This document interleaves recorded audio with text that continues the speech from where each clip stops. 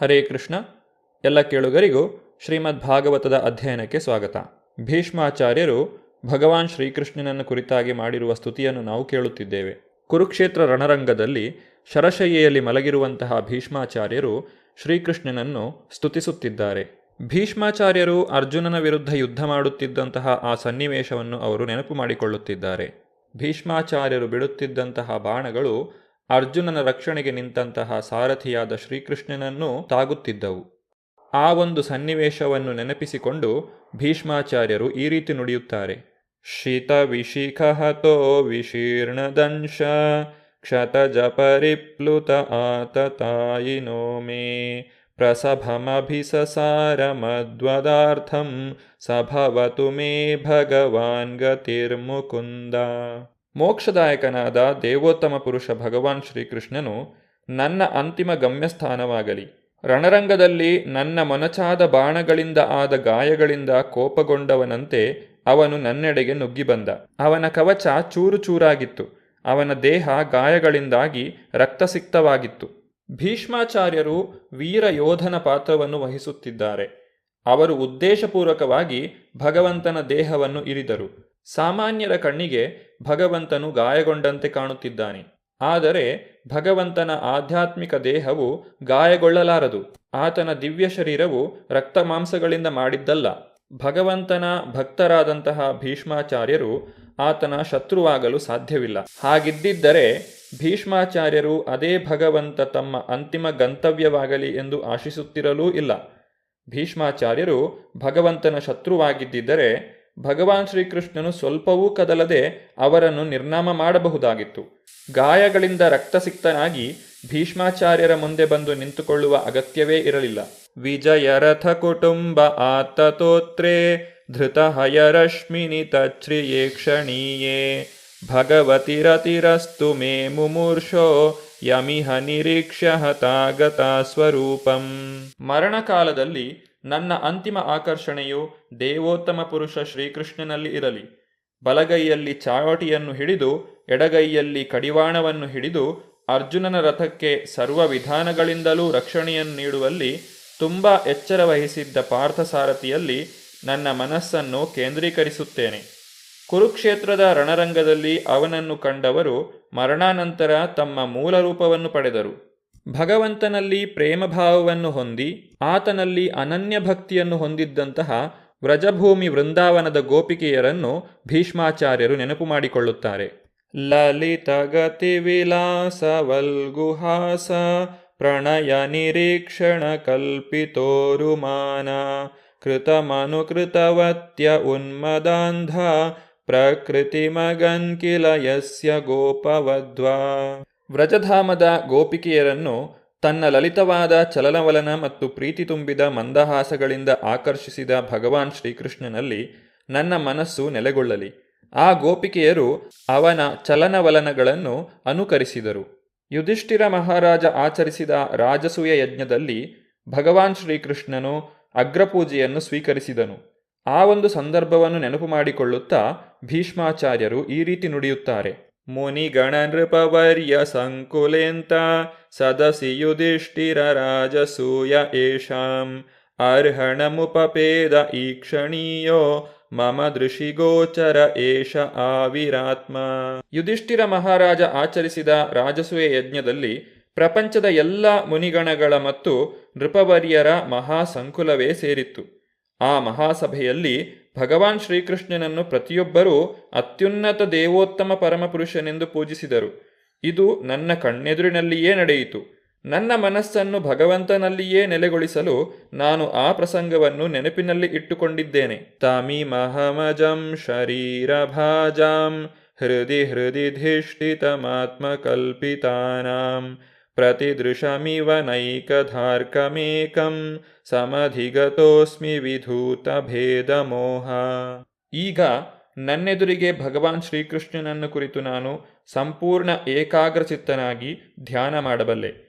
ಏಕೆಂದರೆ ಪ್ರತಿಯೊಬ್ಬನ ಹೃದಯದಲ್ಲಿ, ಅಷ್ಟೇಕೆ ಮಾನಸಿಕ ಊಹಾತ್ಮಕ ಚಿಂತಕರ ಹೃದಯಗಳಲ್ಲೂ ಕೂಡ ಅವನ ಇರುವಿಕೆಯ ಬಗೆಗೆ ಇದ್ದ ದ್ವಂದ್ವಗಳ ತಪ್ಪು ಗ್ರಹಿಕೆಗಳನ್ನು ಈಗ ನಾನು ದಾಟಿದ್ದೇನೆ.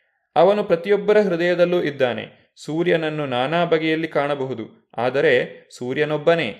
ಈ ರೀತಿಯಾಗಿ ದೇವೋತ್ತಮ ಪರಮಪುರುಷನಾದ ಭಗವಾನ್ ಶ್ರೀಕೃಷ್ಣನಲ್ಲಿ ಭೀಷ್ಮಾಚಾರ್ಯರು ತಮ್ಮ ಮನಸ್ಸು, ಮಾತು ಮತ್ತು ದೃಷ್ಟಿಯನ್ನು ಕೇಂದ್ರೀಕರಿಸಿದರು. ಅವರು ಮೌನವಾದರು. ಅವರ ಉಸಿರಾಟವು ನಿಂತು ಹೋಯಿತು. ಭೀಷ್ಮಾಚಾರ್ಯರು ಇಹಲೋಕದ ಯಾತ್ರೆಯನ್ನು ಮುಗಿಸಿ ಭಗವಂತನ ಧಾಮವನ್ನು ಸೇರಿದುದನ್ನು ಕಂಡು ಅಲ್ಲಿ ನೆರೆದವರೆಲ್ಲ ದಿನಾಂತ್ಯದ ಪಕ್ಷಿಗಳ ಹಾಗೆ ಮೌನವಾದರು. ಗೌರವಾರ್ಥವಾಗಿ ದೇವತೆಗಳು ಹಾಗೂ ಮನುಷ್ಯರು ದುಂದುಭಿಗಳನ್ನು ಮೊಳಗಿಸಿದರು. ನಿಷ್ಠರಾದ ರಾಜಭಟರು ಗೌರವ ಸಮರ್ಪಣೆಯನ್ನು ಮಾಡಿದರು. ಆಕಾಶದಿಂದ ಪುಷ್ಪವೃಷ್ಟಿಯಾಯಿತು. ಯುಧಿಷ್ಠಿರ ಮಹಾರಾಜನು ದೊಡ್ಡಪ್ಪ ಧೃತರಾಷ್ಟ್ರ ಮತ್ತು ಭಗವಾನ್ ಶ್ರೀಕೃಷ್ಣನಿಂದ ದೃಢೀಕರಿಸಲ್ಪಟ್ಟ ರಾಜಧರ್ಮಗಳಿಗೆ ಅನುಸಾರವಾಗಿ ಕಟ್ಟುನಿಟ್ಟಾಗಿ ರಾಜ್ಯಪಾಲನೆ ಮಾಡಿದನು. ಭೀಷ್ಮಾಚಾರ್ಯರ ಮತ್ತು ಅಚ್ಯುತನಾದ ಭಗವಾನ್ ಶ್ರೀಕೃಷ್ಣನ ಮಾತುಗಳಿಂದ ಜ್ಞಾನೋದಯವಾದ ಬಳಿಕ ಮಹಾರಾಜ ಯುಧಿಷ್ಠಿರನು ಪರಿಪೂರ್ಣ ಜ್ಞಾನದ ವಿಷಯದಲ್ಲಿ ನಿರತನಾದನು. ಅವನ ಸಂದೇಹಗಳೆಲ್ಲ ನಿರ್ಮೂಲನವಾಗಿದ್ದವು. ಹೀಗೆ ಅವನು ತನ್ನ ತಮ್ಮಂದಿರಿಂದ ಅನುಗಮ್ಯನಾಗಿ ಭೂಮಿಯನ್ನು ಸಮುದ್ರವನ್ನು ಆಳಿದನು. ಮಹಾರಾಜ ಯುಧಿಷ್ಠಿರನ ಆಳ್ವಿಕೆಯ ಅವಧಿಯಲ್ಲಿ ಮೋಡಗಳು ಜನರ ಅಗತ್ಯಕ್ಕೆ ತಕ್ಕಷ್ಟು ಮಳೆ ಸುರಿಸಿದವು. ಭೂಮಿ ಜನರ ಎಲ್ಲ ಅಗತ್ಯಗಳನ್ನೂ ಸಮೃದ್ಧವಾಗಿ ಉತ್ಪಾದಿಸಿತು.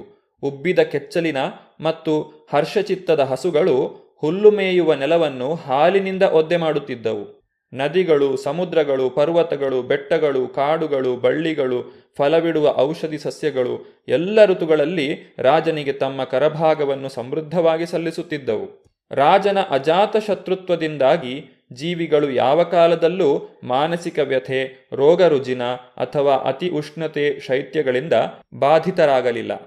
ಭಗವಾನ್ ಶ್ರೀಕೃಷ್ಣನು ತನ್ನ ಬಂಧುಗಳನ್ನು ಸಮಾಧಾನಪಡಿಸಲು, ತನ್ನ ಸ್ವಂತ ತಂಗಿಯಾದಂತಹ ಸುಭದ್ರೆಯನ್ನು ಸಂತೋಷಪಡಿಸಲು ಕೆಲವು ತಿಂಗಳುಗಳ ಕಾಲ ಹಸ್ತಿನಾಪುರದಲ್ಲಿ ವಾಸ ಮಾಡಿದನು. ಆ ಬಳಿಕ ಭಗವಾನ್ ಶ್ರೀಕೃಷ್ಣನು ಹೊರಡಲು ಅನುಮತಿ ಕೇಳಿದಾಗ ರಾಜನು ಸಮ್ಮತಿಸಿದನು. ಭಗವಂತನು ಮಹಾರಾಜ ಯುಧಿಷ್ಠಿರನ ಪಾದಗಳಿಗೆ ತಲೆಬಾಗಿ ತನ್ನ ಗೌರವವನ್ನು ಸಲ್ಲಿಸಿದನು. ರಾಜನು ಅವನನ್ನು ಆಲಂಗಿಸಿದನು. ಆ ಬಳಿಕ ಭಗವಂತನು ಇತರರಿಂದ ಆಲಂಗಿತನಾಗಿ ಅವರ ಪ್ರಣಾಮಗಳನ್ನು ಸ್ವೀಕರಿಸಿ ತನ್ನ ರಥವನ್ನು ಏರಿದನು. ಆ ಸಮಯದಲ್ಲಿ ಸುಭದ್ರೆ, ದ್ರೌಪದಿ, ಕುಂತಿ, ಉತ್ತರೆ, ಗಾಂಧಾರಿ, ಧೃತರಾಷ್ಟ್ರ, ಯುಯುತ್ಸು, ಕೃಪಾಚಾರ್ಯ, ನಕುಲ, ಸಹದೇವ, ಭೀಮಸೇನ, ಧೌಮ್ಯ ಮತ್ತು ಸತ್ಯವತಿ ಎಲ್ಲರೂ ಬವಳಿ ಬಂದಂತಾದರು. ಭಗವಾನ್ ಶ್ರೀಕೃಷ್ಣನ ಅಗಲಿಕೆಯನ್ನು ಸಹಿಸಲು ಅವರಿಂದ ಸಾಧ್ಯವಾಗಲಿಲ್ಲ. ಭಗವಾನ್ ಶ್ರೀಕೃಷ್ಣನ ಕುರಿತಾಗಿ ಅವರೆಲ್ಲರ ಹೃದಯಗಳು ಕರಗಿದವು. ಅವರು ಎವೆಯಿಕ್ಕದೆ ಅವನನ್ನು ನೋಡಿದರು. ಕಳವಳದಿಂದ ಅತ್ತಿಂದಿತ್ತ ಇತ್ತಿಂದತ್ತ ಓಡಾಡಿದರು. ಶ್ರೀಕೃಷ್ಣನಿಗಾಗಿ ವ್ಯಾಕುಲರಾದ ಸ್ತ್ರೀ ಬಾಂಧವರು ಧಾರಾಕಾರವಾಗಿ ಕಣ್ಣೀರುಗೆರೆಯುತ್ತಾ ಅರಮನೆಯಿಂದ ಹೊರಗೆ ಬಂದರು. ಅವರು ಅತಿ ಕಷ್ಟಪಟ್ಟು ಕಣ್ಣೀರನ್ನು ತಡೆಯುತ್ತಿದ್ದರು. ನಿರ್ಗಮನದ ಸಮಯದಲ್ಲಿ ಕಣ್ಣೀರುಗೆರೆದರೆ ಅಮಂಗಲವಾದೀತು ಎಂದು ಅವರು ಹೆದರಿದರು. ಭಗವಂತನು ಹಸ್ತಿನಾಪುರದ ಅರಮನೆಯಿಂದ ನಿರ್ಗಮಿಸುತ್ತಿರುವಾಗ ಆತನಿಗೆ ಗೌರವವನ್ನು ಸೂಚಿಸಲು ನಾನಾ ರೀತಿಯ ಮೃದಂಗ, ಡೋಲು, ನಗಾರಿ, ದುಂಧುರಿ, ದುಂದುಭಿ, ಬಗೆ ಬಗೆಯ ಕೊಳಲುಗಳು, ವೀಣೆ, ಗೋಮುಖ, ಭೇರಿ ವಾದ್ಯಗಳೆಲ್ಲ ಒಟ್ಟಿಗೆ ಮೊಳಗಿದವು. ಭಗವಾನ್ ಶ್ರೀಕೃಷ್ಣನನ್ನು ನೋಡಬೇಕೆಂಬ ಪ್ರೇಮಾಪೇಕ್ಷೆಯಿಂದ ಕುರು ರಾಜಸ್ತ್ರೀಯರು ಅರಮನೆಯ ಉಪ್ಪರಿಗೆಯನ್ನು ಏರಿದರು. ಪ್ರೀತಿ ಮತ್ತು ಲಜ್ಜೆಗಳಿಂದ ಮುಗುಳ್ನಗುತ್ತಾ ಅವರು ಭಗವಂತನ ಮೇಲೆ ಹೂಮಳೆಗೆರೆದರು. ಅರ್ಜುನನು ಬೆಳ್ಗೊಡೆಯನ್ನು ಎತ್ತಿ ಹಿಡಿದನು. ಉದ್ಧವ ಮತ್ತು ಸಾತ್ಯಕಿ ಭಗವಂತನಿಗೆ ಅಲಂಕೃತ ಬೀಸಣಿಗೆಗಳಿಂದ ಗಾಳಿ ಬೀಸತೊಡಗಿದರು.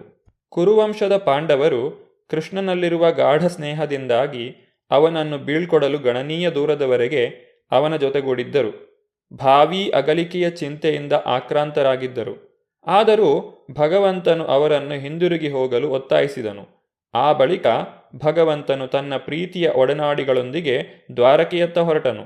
ಭಗವಂತನು ಕುರುಜಾಂಗಲ, ಪಾಂಚಾಲ, ಶೂರಸೇನ, ಯಮುನಾ ನದಿಯ ತೀರದ ಭೂಭಾಗ, ಬ್ರಹ್ಮಾವರ್ತ, ಕುರುಕ್ಷೇತ್ರ, ಮತ್ಸ್ಯ, ಸಾರಸ್ವತ, ಮರಳುಗಾಡು ಮತ್ತು ಅಲ್ಪ ನೀರಿರುವ ಭೂಭಾಗಗಳತ್ತ ಚಲಿಸಿದನು. ಈ ಪ್ರಾಂತಗಳನ್ನೆಲ್ಲ ದಾಟಿದ ಬಳಿಕ ಕ್ರಮೇಣ ಸೌವೀರ ಮತ್ತು ಆಭೀರ ಪ್ರಾಂತ್ಯಗಳನ್ನು ತಲುಪಿದನು. ಅಲ್ಲಿಂದ ಇವುಗಳ ಪಶ್ಚಿಮಕ್ಕೆ ಹೋಗಿ ಕೊನೆಯಲ್ಲಿ ದ್ವಾರಕೆಯನ್ನು ತಲುಪಿದನು. ಭಗವಂತನು ಈ ಪ್ರಾಂತಗಳ ಮೂಲಕ ಪ್ರಯಾಣ ಮಾಡುತ್ತಿರುವಾಗ ಜನ ಅವನನ್ನು ಸ್ವಾಗತಿಸಿದರು, ಅರ್ಚಿಸಿದರು, ನಾನಾ ಕಾಣಿಕೆಗಳನ್ನು ಕೊಟ್ಟರು. ಸಂಜೆಯ ಹೊತ್ತು ಎಲ್ಲ ಸ್ಥಳಗಳಲ್ಲಿ ಭಗವಂತನು ಸಂಧ್ಯಾವಂದನೆಯ ಅನುಷ್ಠಾನಕ್ಕಾಗಿ ತನ್ನ ಪ್ರಯಾಣವನ್ನು ನಿಲ್ಲಿಸಿದ್ದನು. ನಿತ್ಯವೂ ಸೂರ್ಯಾಸ್ತದ ಬಳಿಕ ಇದನ್ನು ಅನುಷ್ಠಾನ ಮಾಡಲಾಗುತ್ತಿತ್ತು. ಭಗವಾನ್ ಶ್ರೀಕೃಷ್ಣನು ದ್ವಾರಕೆಯನ್ನು ಪ್ರವೇಶಿಸುವ ವಿಚಾರದ ಕುರಿತಾಗಿ ನಾವು ಮುಂದಿನ ಸಂಚಿಕೆಯಲ್ಲಿ ನೋಡೋಣ. ಧನ್ಯವಾದಗಳು. ಹರೇ ಕೃಷ್ಣ.